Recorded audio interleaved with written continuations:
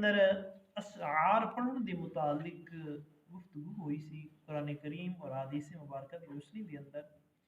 اور اج دے درس دے اندر جھوٹ دے متعلق گفتگو ہو گئی۔ آقا علیہ الصلوۃ والسلام دے غلاموں، جھوٹ ایک ایسی بری چیز ہے جیڑی ہر مذہب والے نو بری لگدی ہے، یعنی ہر مذہب دے اندر وہ بری ہے۔ جتنے بھی دین نے، تمام ادیان دے اندر ایک کم حرام ہے۔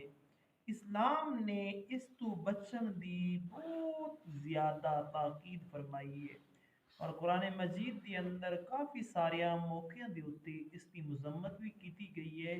اور ایک جگہ فرمایا لعنت اللہ علی الکاذبین، جھوٹیاں دے اوتے خدا دی لعنت ہوندی ہے۔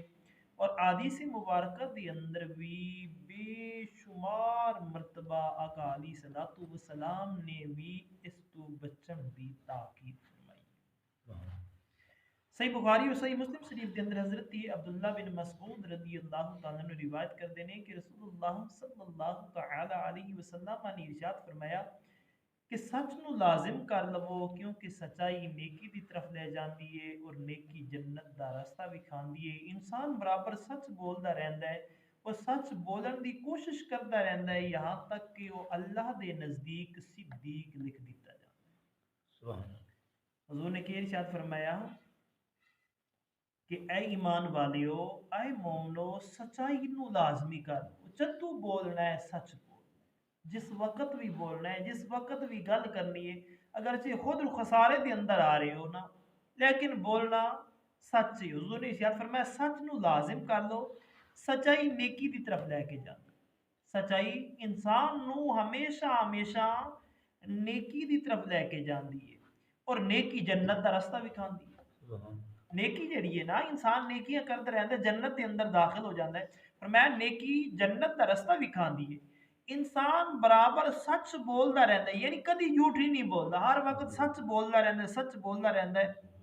اور سچ بولنے کی کوشش کرتا رہتا ہے، یہاں تک کہ وہ اللہ دے نزدیک صدیق لکھ دیتا جاتا ہے۔ یہاں تک کہ اللہ تبارک و تعالی دے نزدیک صدیق لکھ دیتا جاتا ہے۔ اور فرمایا جھوٹ تو بچو، جھوٹ تو بچو، کیونکہ یہ جھوٹ فجور دی طرف لے کے جاتا ہے، اور فجور جہنم دا رستہ بھی کھاتا ہے۔ فجور جہنم دا رستہ بھی کھاتا ہے۔ انسان برابر جھوٹ بولتا رہتا ہے، بولتا رہتا ہے، بولتا رہتا ہے، بولتا رہتا ہے، جھوٹ بولنے کی کوشش کرتا رہتا ہے، یہاں تک کہ اللہ دے نزدیک کذاب لکھ دیتا جاتا ہے۔ اللہ دے نزدیک وہ شخص جھوٹا لکھ دیتا جاتا ہے۔ نبی اکرم تاجدار انبیاء صلی اللہ علیہ وسلم دے غلاموں، خلاصے کلام اس حدیث مبارکہ دے ہویا کہ اگر اسی سچ بولاں گے تو اے نیکیاں والا رستہ ہے، اور اے جنتی لوگاں دا کم ہے، اور اے جنتیاں والا رستہ ہے۔ اگر اسی جھوٹ بولاں گے، اے جھوٹیاں لوگاں دا رستہ جہنم والا رستہ ہے، اے سانو دوزخ تک لے کے جائے گا، سچائی سانو جنت تک لے کے جائے گی۔ ترمذی شریف دے اندر حضرت انس رضی اللہ تعالیٰ عنہ کو روایت ہے کہ رسول اللہ صلی اللہ علیہ وسلم نے ارشاد فرمایا جو شخص جھوٹ بولنا چھوڑ دے، اور وہ باطل یعنی جھوٹ چھوڑن دی چیز ہے، جھوٹ جڑی ہے وہ چھڈن والی چیز ہے، ہمیشہ انہوں اپنان والی چیز نہیں ہے، جدو پتہ چل گیا انہوں چھڑ دینا چاہیے، بلکہ اس دے قریب ہی نہیں جانا چاہیے، پر میں اس واسطے جنت دے کنارے دے مکان بنایا جائے گا۔ جس بندے نے جنت دے اندر مکان بنوانا ہے نا، جنت دے کنارے تے مکان بنوانا ہے نا، انہوں چاہیے کہ وہ جھوٹ چھڑ دے۔ اور میں جس نے جھگڑا کرنا چھوڑ دیتا، پتہ ہے میں حق دیا یار، اے حق میرا ہی ہے، چل کوئی نہیں یار، لڑائی چنگی نہیں ہے، خیر ہے کوئی گل نہیں، پر میں جنہیں جھگڑا چھڑ دیتا حق تے ہون دے باوجود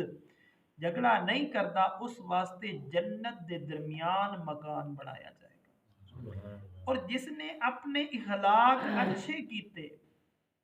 اپنے اخلاق اچھے کیتے، کسی نے گال بھی کٹ کوئی نہیں یار خیر ہے، اللہ پلا کرے یار، اس کا خیر ہے، اپنے اخلاق اچھے کیتے، محبت دے نال پیش آیا، فرمایا اس واسطے جنت دے اعلیٰ درجے دے اندر مکان بنایا، اس نو جنت دے اعلیٰ جڑا سب تو اعلیٰ قسم دا درجہ ہوئے گا نا، اس دے اندر مکان دیتا جائے گا۔ ترمذی نے ابن عمر رضی اللہ تعالیٰ عنہ کو روایت کی کہ رسول اللہ صلی اللہ علیہ وسلم نے ارشاد فرمایا جدو بندہ جھوٹ بولدا ہے نا اس دے منہ دے وچوں بدبو آندی ہے اس دے کولوں جڑے فرشتے رحمت والے ہوندے نے 1 میل دور چلے جاندے جدو انسان جھوٹ بولدا ہے اس دے قریب جڑی رحمت دے فرشتے ہوندے نے نا 1 میل ایک جھوٹ دے نال دور چلے جاندے نے آقا علیہ الصلوۃ والسلام نے غلام پھر دوسرا جھوٹ بولو گے پھر 2 میل پھر تیسرا بولو گے 3 میل اگر انسان اپنا حساب کتاب لا لوے کہ میں دن دے اندر کنے جھوٹ بولے نے اور اپنے کولو رحمت دے فرشتے کنے دور کیتے جڑے رحمت دے فرشتے سایہ کر کے پھردے پے سن انہیں اپنے آپ کولو رحمت دے فرشتیاں نو کنا دور کیتا ابو داؤد نے سفیان بن اسد حضرمی رضی اللہ عنہ کو روایت کیتے ہیں فرماندے نے کہ میں رسول اللہ صلی اللہ علیہ وسلم نے یہ فرماندے ہوئے سنیا کہ وڈی خیانت یہ گل ہے کہ تو اپنے بھائی دے نال کوئی گل کروے او تینوں اس گل دے اندر سچا سمجھے حالانکہ تو جھوٹ بول رہا